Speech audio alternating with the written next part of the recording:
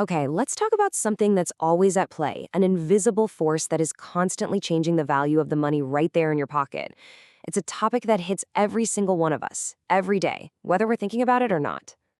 Have you ever been at the grocery store or filling up your car, and you just get this feeling, wait a second, didn't this cost way less last year? You are not imagining things. It's a real feeling, and there's a real economic reason behind it. So, what's really going on? Well, the answer to that big question really boils down to these two huge, powerful forces. Think of them like two sides of the same economic coin. You've got inflation on one side and deflation on the other. And getting a handle on these two is the key to understanding how the whole economy actually ticks. All right, first up, we got to talk about inflation.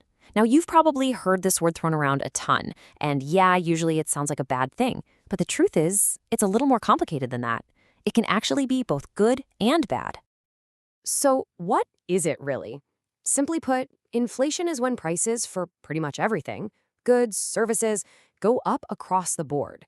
And the most important part of that is this. As prices rise, the power of your money goes down. Each and every dollar just doesn't stretch as far as it used to.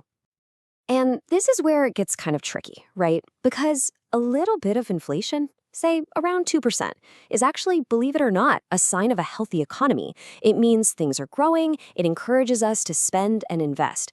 But when inflation gets too high, that's when it becomes a monster. It just eats away at your savings and makes everyone feel nervous about what's coming next. Okay, so let's flip that coin over and look at the other side, deflation. Now, at first glance, falling prices sound awesome, right? I mean, who wouldn't want everything to get cheaper? But in the world of economics, this is actually seen as a really sneaky and very serious danger. So deflation is the polar opposite of inflation. It's a widespread drop in the prices of goods and services. On average, stuff is getting cheaper. Pretty straightforward. So why on earth is that a bad thing? Well, think about it like this. If you knew for a fact that the brand new phone you want is going to be cheaper next month, what would you do? You'd wait, of course. And when everybody starts waiting, spending just grinds to a halt. Businesses see that nobody's buying, so they cut back, maybe lay people off, and that can send the whole economy spiraling downwards. So when you put them side by side like this, the difference is just crystal clear. Inflation pushes you to buy now, which fuels the economy. Deflation, it tells you to wait, which can slam the brakes on everything. They are complete opposites in how they make us act with our money. Okay, so we've got the theory down.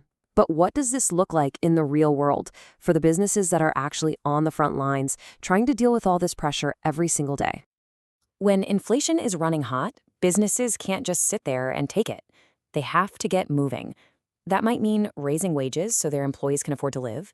It means getting on the phone with suppliers to figure out new deals. And most importantly, they have to get creative. They have to innovate.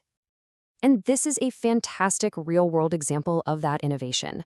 Instead of just jacking up the price in a bag of chips, a company might keep the price the same, but put a few less chips in the bag. It's a way to keep things affordable for you, the customer, while protecting their own bottom line. You've probably noticed this yourself. But what happens during deflation? Well, the whole playbook gets tossed out the window. The problem isn't rising costs anymore. It's that nobody is buying. So businesses have to find ways to slash their own costs to survive, and at the same time, they're rolling out massive marketing campaigns. Huge sales, special deals, anything they can think of to get people to open up their wallets again. So with all this chaos, all this push and pull, who is actually trying to steer the ship? Who's trying to keep the economy from crashing into an iceberg? Well, that's where governments and their central banks step in. Yeah, governments have some pretty powerful tools in their toolkit. They can change interest rates, which basically acts like a gas pedal or a brake on the economy's spending. They can also control how much money is actually floating around out there. And trying to get that balance just right, well, it's a constant high-wire act. And that's really the most important thing to remember here. The goal isn't zero inflation. The goal is stability. You want just a little bit of predictable inflation to keep the economic engine humming along, but you absolutely want to avoid the extremes, that wildfire of high inflation on one side and the deep freeze of deflation on the other. And that really brings us to the big final question.